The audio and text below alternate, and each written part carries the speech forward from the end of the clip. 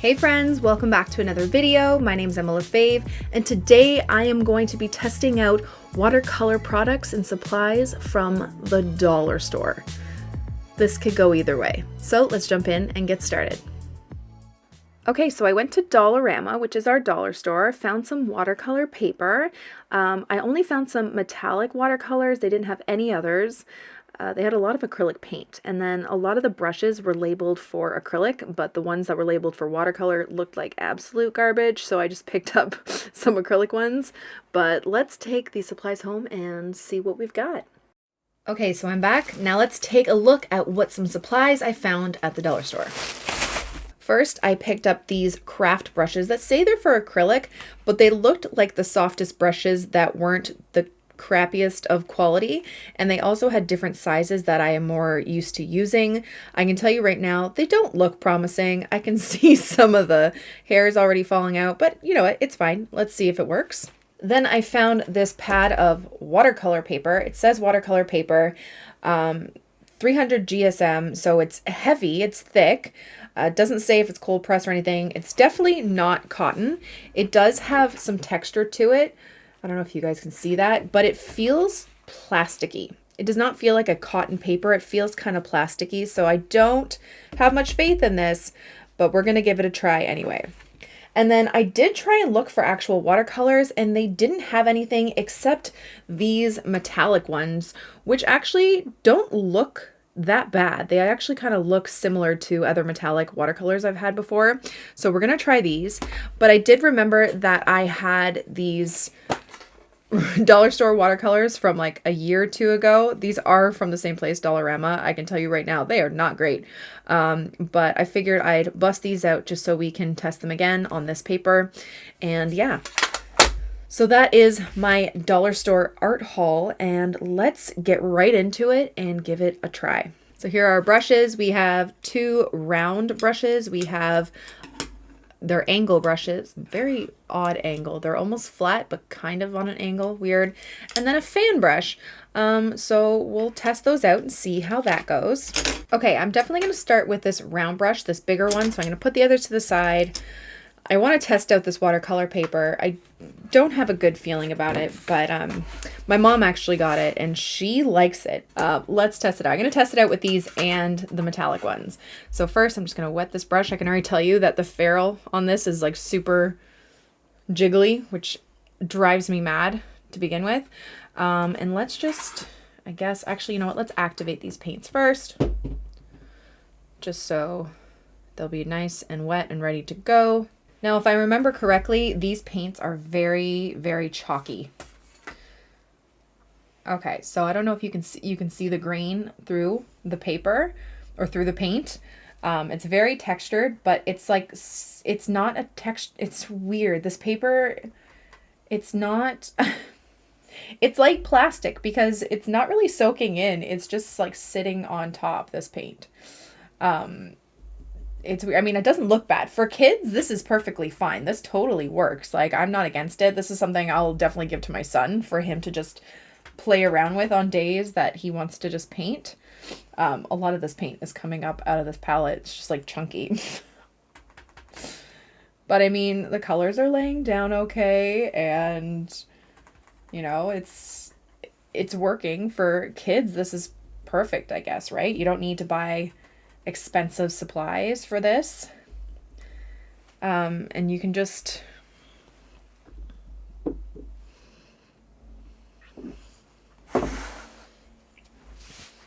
play around and I don't know. So yeah, the paper is very plasticky. Very plasticky. You're not going to get a good result from it necessarily. I am going to try a couple techniques on it just to really check, because swatching doesn't really do much. I'm going to try some blending and maybe some wet on wet just to get the full range to see what this paper can do. But I don't have high hopes. But like I said, for kids, it's perfect. That's a pretty blue. Ooh, I like that one.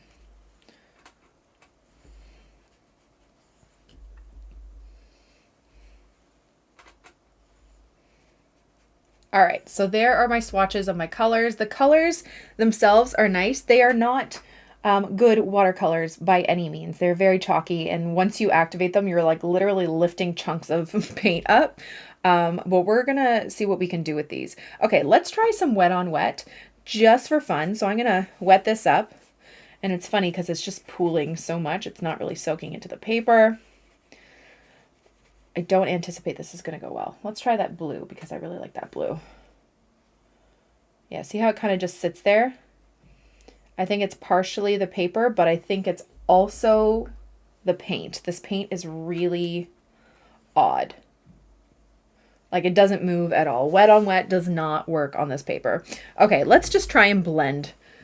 Let's just try and blend. Wet on wet's not gonna work. And also, I don't know if you guys can see this, but around the blue pigment, there's these, it's like bright pink. It's really hard to see. I don't know if you can see that. Can you see the little shadows of pink? It's crazy up close, but I don't know. It's like there's another pigment in it. I don't know. Okay, so let's just blend this out. See those dots? They're like purpley pink. That's so weird. Let's grab some more color. And let's add another color. See if we can blend them together, how smooth of a blend we can get. Okay, that's not too bad. The blend is not bad. Let's see how it dries. Okay, let's try and do a dark to light gradient because I do those quite often too. Let's pick red for fun. So I'm going to start with my, it's hard to get a lot of like actual nice pigment. Okay, I'm going to bring it down a little bit, wash off my brush, dry it just a bit, and then bring it down. Yeah, dark to light gradient is not easy on this. The blending's okay, but that's weird. I think a lot of it's the paints. I am going to try to paint on this paper with my regular paints because I think these paints are just not great. But so far the blending works. Wet on wet does not work. And the gradient is not great. Let's just play around a little bit with these metallic ones on this test sheet to see how that goes. As for the brush, right now, I mean, the ferrule's kind of bugging me just because it's so shaky, but like, it's not a nice pointed tip, but it's doing the trick. So let's swatch these. This is what I thought. Okay, so these are actually not bad. I don't know if it's possible to get really bad metallic paints. Like I haven't come across a metallic paint that I haven't really liked. I feel like a lot of them are very similar. They're nice and shiny. And these were from the dollar store. So that's pretty cool. I might give these to my mom after. Yeah, these are actually cool. Okay, so I think I'm going to test out better paint on this paper to see if it's more the paper or the paint. And then I'm going to test out this paint on better paper to see what it is. Also, can you see this color? This is so funny. These bluey pink colors. So this one has like blue in it. It's like there's two pigment colors mixed into one. So you're getting this really crazy like neon pink with a bit of like purpley blue. And then this dark blue has a bit of the pink underneath it. And then almost kind of the same with this. It's like they're all made with the undertone of this bright pink, which is interesting. And I'm going to try some of those techniques on this paper, but with my good paint. So let's start, I don't know, with red. Let's try and do blending two colors. Okay, so I'm going to start at the top. Okay, that's already significantly better, but see how you can see that grain really like well through it. That's not ideal. You can tell that this paper, like I said, is kind of plasticky, and the texture is just like the pigment is just going in between the grain of that that texture. It's odd. Very odd paper. Okay, I'm gonna get yellow. But definitely this paint is like way better, obviously. Still vibrant and it blends decently. That's kind of cool. Okay, let's try some wet on wet. Just let's see if it was the paint, which I think it might have been, or the paper. Okay, I'm gonna pick a color that I know kind of explodes well. So this purple, let's see. Whoa, weird. See how it goes in between those little grains? That is super odd. They look like viruses or veins or something. That's weird. Ugh. Let me see if I can get a close-up of this. This is so odd. Okay, ready? Look at that. Ugh. Okay, so I wouldn't try too much wet on wet with this if I wanted some nice wet on wet effects, but it looks kind of creepy and kind of cool at the same time, so that could be used for something. This is drying really nicely, so let's see how this dries, and then I don't know, that's kind of cool. Let's paint a flower on this paper just to see. Okay, I'm just going to paint one of my flowers.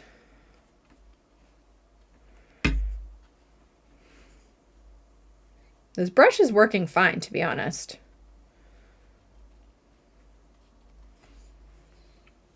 I'm not really having any issues with the brush, which is kind of cool. I thought maybe like the hairs would be falling out like crazy, but they're not. Let's try a color bleed. So I'm going to add a green stem close to this, touching it slightly and see if it bleeds into it nicely at all.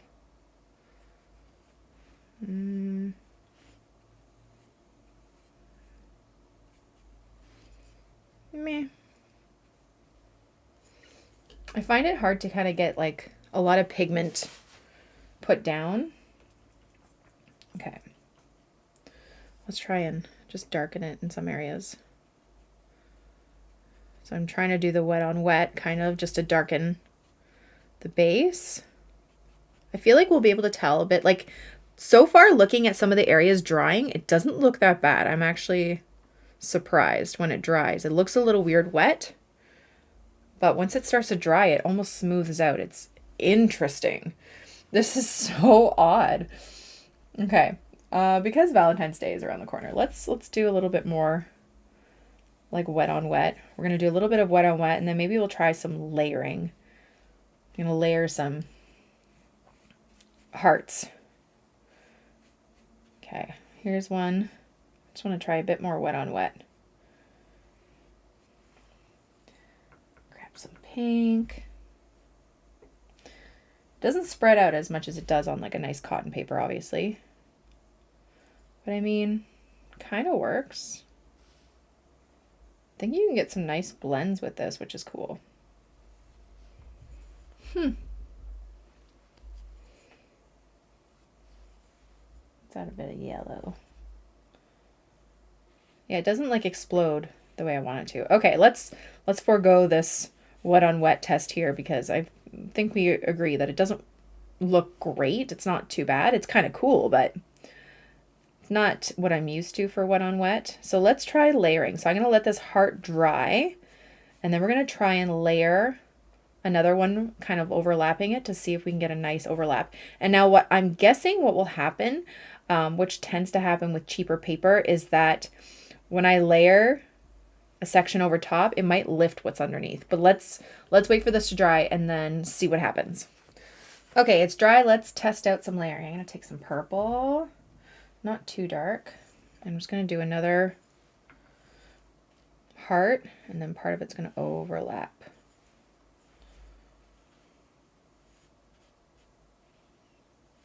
Okay, it's not really lifting up too much underneath with it, which is good.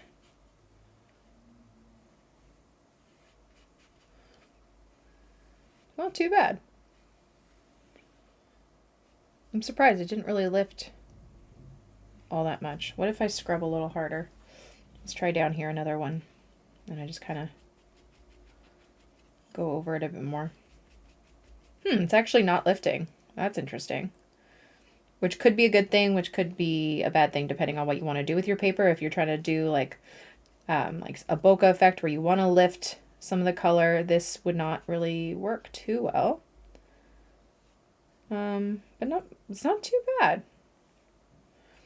Okay, so far the paper is okay. I definitely think it was the paint on this paper that was like looking really, really rough.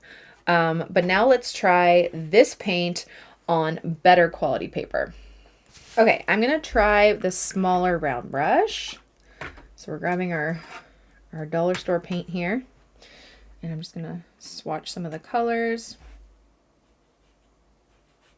Huh.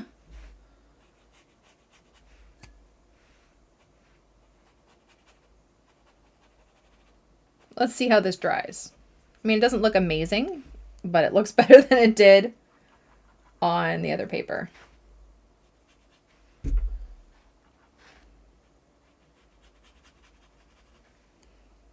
Yeah, these blue ones are so odd with the pigment underneath. I'm already seeing this like pink undertone. It's kind of cool. Let's try, I don't know, yellow. Gotta activate it a bit more.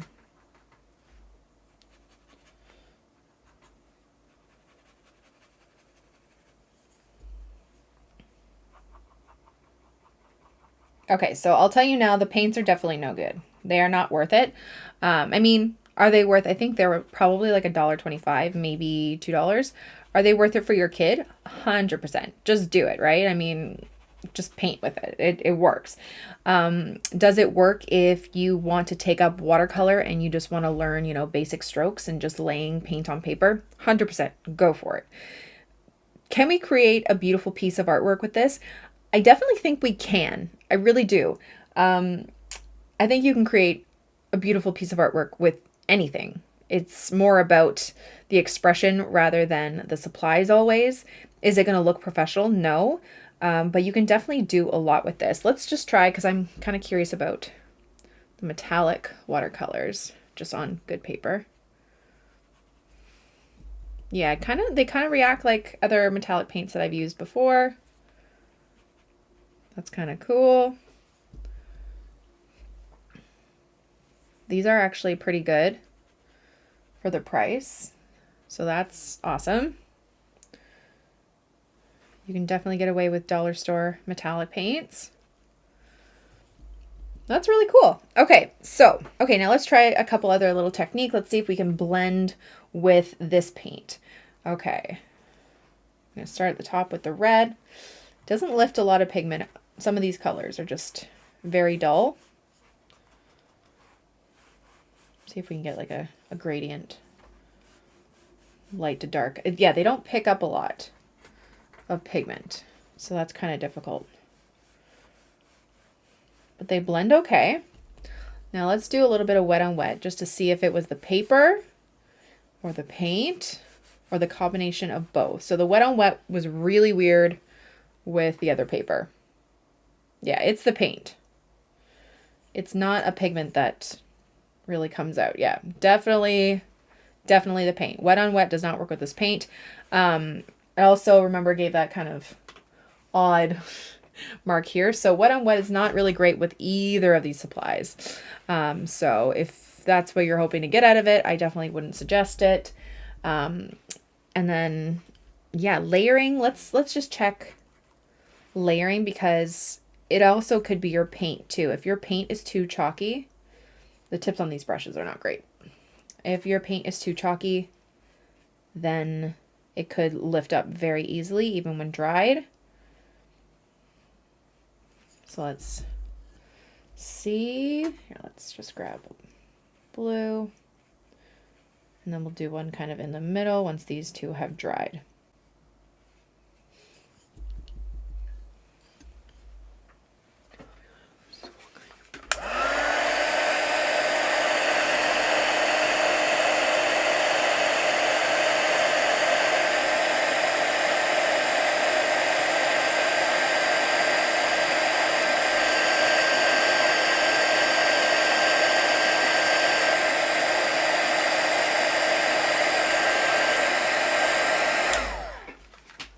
Okay, they're dry. Let's see how layering goes. Okay, can't really see it too much underneath.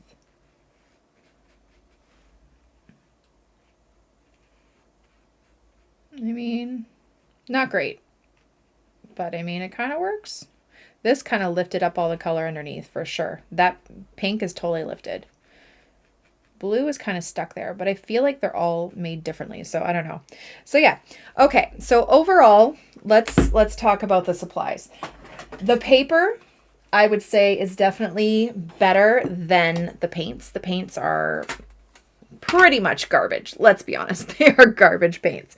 The paper is very plasticky, but for the price of $3.25, this is Canadian, if you wanted to just, like I said, practice your practice strokes or blending or, you know, just creating flower shapes, swatching your colors, I think doing something like that on paper like this, where you don't want to spend a ton, but you want to practice as much as possible, that's totally fine. I think that works well, actually. Oh, the cover came off. It has 20 sheets, and you could just, you know, fill them up with complete practice. So I think actually this is worth it for practicing. But the paint, I would definitely not go with dollar store paint. And as for the brushes, if you just didn't know if you really enjoyed watercolor and you didn't want to spend a lot, I think this is definitely fine. Obviously, once you actually want to start creating art to enjoy or maybe give to someone, I would definitely upgrade some brushes. You can get a nice round brush for $6, like the Princeton Snap ones. You don't have to spend a ton of money and get like the really expensive ones. But I mean, just to start out, if you want to spend a couple dollars, this works. But the real purpose of this video is to see, can you create beautiful art with dollar store supplies? So now I am going to take this paper and sadly these paints and in metallic paints and the brushes, and we're going to see what we can create with them. Okay, so while the purpose of this video was to, one, test out all of the supplies that you can get at the dollar store, I also wanted to kind of show you that you don't have to spend a lot of money just to get started, just to be creative. Will it be the best quality? No. But you know what? You can just get started and lay some paint on some paper with the cheapest materials you can find. If you look back at my Instagram from 2016, I actually started out with dollar store brushes. I started out with like a $7 palette that was made for kids from Michaels. I used that really cheap Artist Loft watercolor paper that was like 90 pounds and it was super thin. It wasn't great quality, but I fell in love with the process of it. Even though my paintings did not look like others that I was seeing on Instagram, it was a creative outlet that I just started to enjoy. And I highly encourage anyone to grab a couple dollars and just grab the cheapest paints and just start. The decision you make to upgrade your supplies just kind of depends on whether this is something you think you enjoy. Maybe you're trying to achieve some of those techniques that you see others are doing and it's not achievable on the inexpensive watercolor paper and paints and all that stuff. If it's something that you want to learn, then upgrade your materials. I do have a couple of videos on it of the next step up, like Winsor Newton Cotman paints and Princeton Snap brushes and B watercolor paper. There are things that are a bit higher level that aren't breaking the bank and are not professional materials, but will get you results closer to what you want rather than this.